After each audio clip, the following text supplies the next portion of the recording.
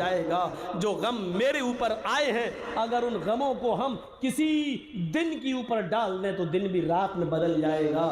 یہ حضرت فاطمہ رضی اللہ تعالی عنہ کہہ رہی ہیں اتنے غم میرے اوپر ٹوٹے، 12 ربیع الاول کو تمہارے کلیجے کیسے خوشیاں منانے پر مجبور ہو جاتے ہیں، تمہارے دل یہ کیسے گوارا کر لیتے ہیں کہ 12 ربیع الاول کو حضرت فاطمہ کے آنسو تمہیں نہیں دکھائی دیتے ہیں، 12 ربیع الاول کو حضرت عمر فاروق کے ہاتھ کی تلوار تمہیں نہیں دکھائی دیتی ہے، 12 ربیع الاول کو میرے بھائیوں حضرت عائشہ کی آنکھوں میں آنسو تمہیں نہیں دکھائی دیتے ہیں، اور تم ڈی جے بجا کر جشن منا لیتے ہو۔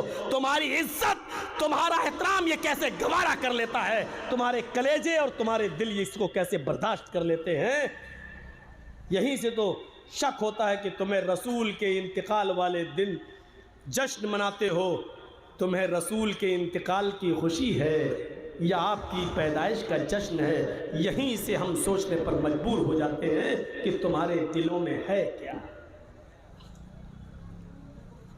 تقریباً 32 گھنٹے تک، یہ موجودہ دور کے حساب سے بتلا رہا ہوں، کہ یہ مت کہنا اس زمانے میں گھڑی نہیں چلتی تھی تو آپ نے گھنٹے کیسے بتا دیے۔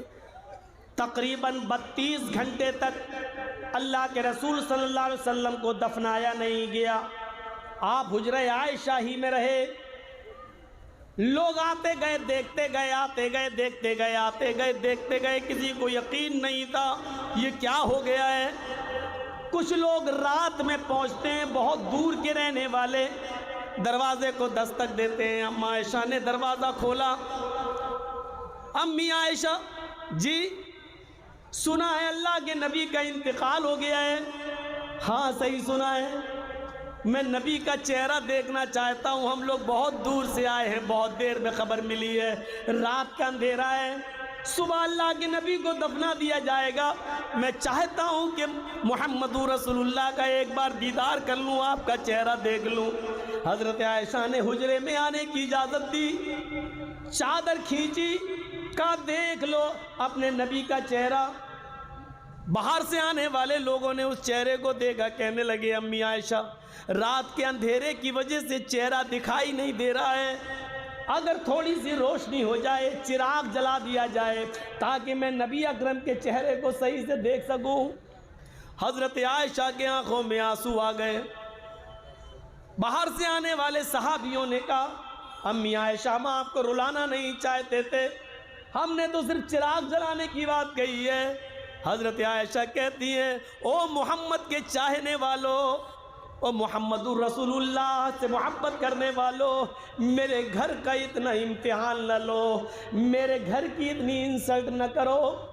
صحابہ کہتے ہیں کہ اس میں انسلٹ کی کون سی بات ہے، امتحان کی کون سی بات ہے، ہم نے چہرہ دیکھنا ہے اور آپ چراغ جلا کے لے آئیے۔ حضرت عائشہ کہتی ہیں اے محمد کے ساتھیو تم چراغ جلانے کی بات کرتے ہو، تمہارے نبی نے، تمہارے سردار نے، تمہارے سید نے، تمہارے امام نے، امام کائنات نے، محمد رسول اللہ نے، تمہارے نبی نے ہمارے گھر میں اتنا تیل بھی تو نہیں چھوڑا ہے کہ میں چراغ جلا کر تمہیں جناب محمد رسول اللہ کا چہرہ دکھا سکوں۔ پوری زندگی پھر اسی آخرت کی فکر آپ کو رہی، یہاں تک کہ انتقال کے بعد بھی آپ نے اپنے گھر میں اتنا تیل نہیں چھوڑا تھا کہ چراغ بھی جل سکے۔ تب حضرت عائشہ پڑوس میں جاتی ہے اور پڑوس کی عورت سے کہتی ہے کہ اے میری پڑوسن تھوڑا سا تیل ادھار دے دے، میرے پاس جب انتظام ہو جائے گا تو میں تجھے دے دوں گی۔ وہ پڑوس میں جاتی ہیں اور تیل لاتی ہیں، پھر چراغ جلاتی ہیں اور لوگوں کو، آنے والوں کو نبی کا چہرہ دکھاتی ہیں۔ پھر اس طریقے سے بتایا کہ دیکھو پوری دنیا کو روشن کرنے والا سورج اپنے گھر سے جب گیا تو چراغ جلانے کے لیے تیل بھی نہیں تھا۔ یہی وہ نبی جو 3 دن پہلے انتقال سے تکیے کے نیچے ہاتھ ڈالتے ہیں تو 3-4 درہم مل جاتے ہیں۔ پوچھا عائشہ یہ کیا ہے؟ کہا آپ کی طبیعت زیادہ خراب ہے، پتہ نہیں آپ کو اگر کچھ ہو گیا تو یہ آپ کے کام آ جائے گی۔ فرمایا عائشہ ان 3 درہموں پر اتنا بھروسہ کرتی ہو؟